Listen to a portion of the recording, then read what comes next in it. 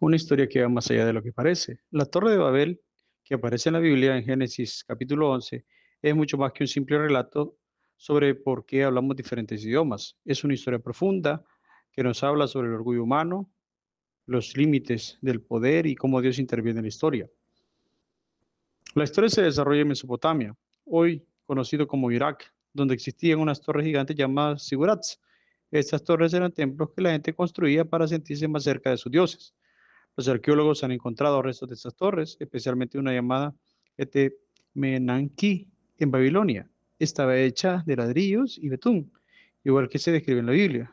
Probablemente los escritores bíblicos conocieron estas construcciones cuando el pueblo judío estuvo prisionero en Babilonia. Lo importante es entender que esta historia no es un reportaje periodístico antiguo, sino una forma de explicar algo más profundo usando elementos que la gente de esa época conocía. Al principio de la historia, todos hablaban el mismo idioma y compartían la misma cultura. Esto les permitía trabajar juntos fácilmente, pero también podía llevar a que todos pensaran igual. El nombre Babel es muy interesante. En el idioma de esa región significaba puerta de Dios, pero los escritores hebreos lo relacionaron con su palabra confundir.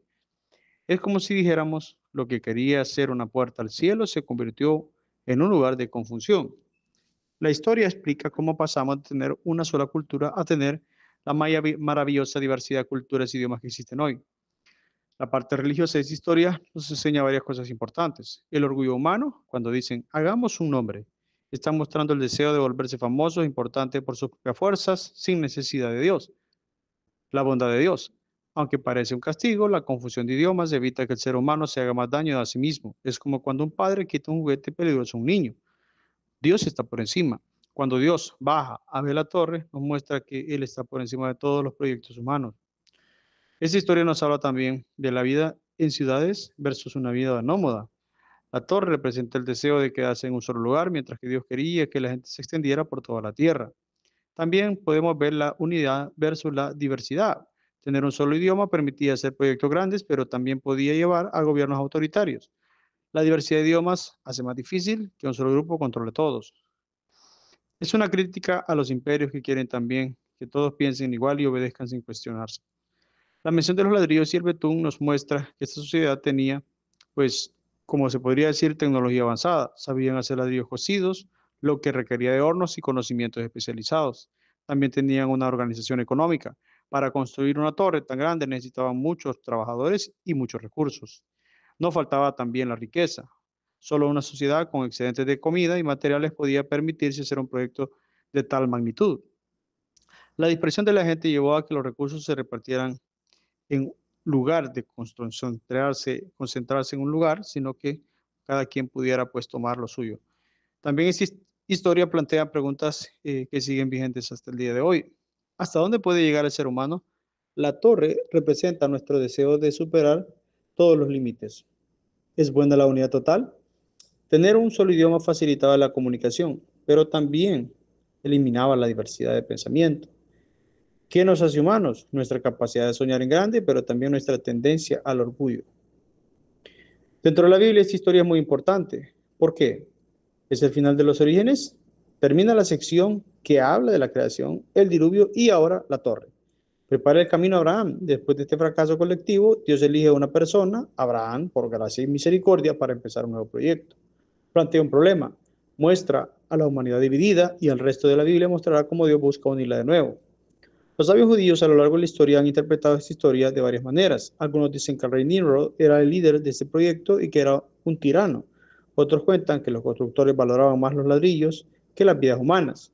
Ven a la diversidad de idiomas no solo como un castigo, sino como parte del plan de Dios para la humanidad.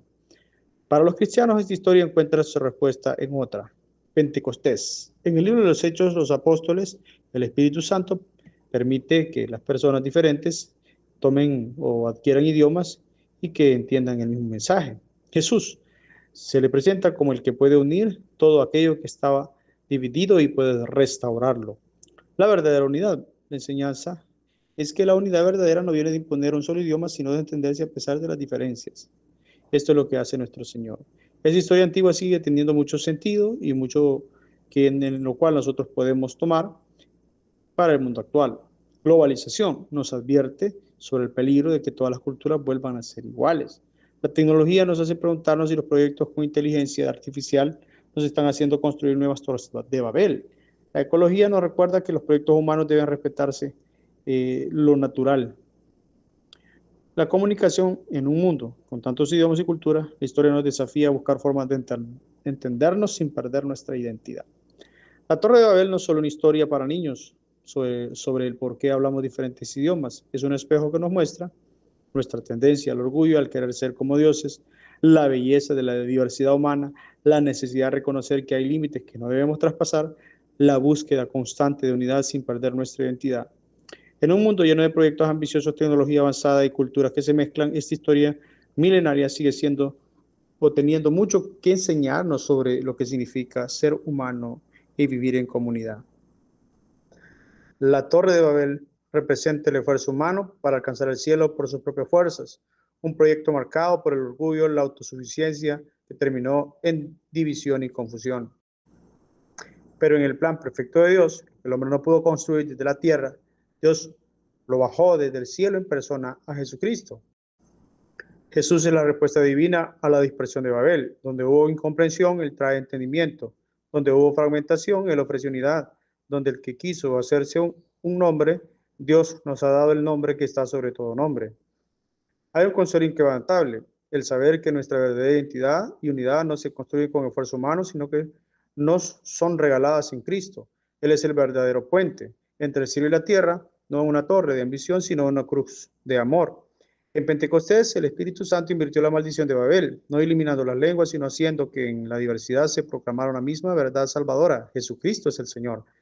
Por tanto, hermanos, nuestra esperanza está segura, no en nuestros proyectos que se derrumban como torres de barro, sino en aquel que desde la cruz nos une en un solo cuerpo, aunque a veces nos sintamos dispersos y confundidos, Él sigue siendo el ancla eterna que nos mantiene firmes en el amor del Padre. Y esta es la confianza que tenemos en Él, que si pedimos alguna cosa conforme a su voluntad, Él nos oye. Y en Cristo, toda Babel encuentra sentido, toda confusión haya orden y toda alma dispersa encuentra plenitud.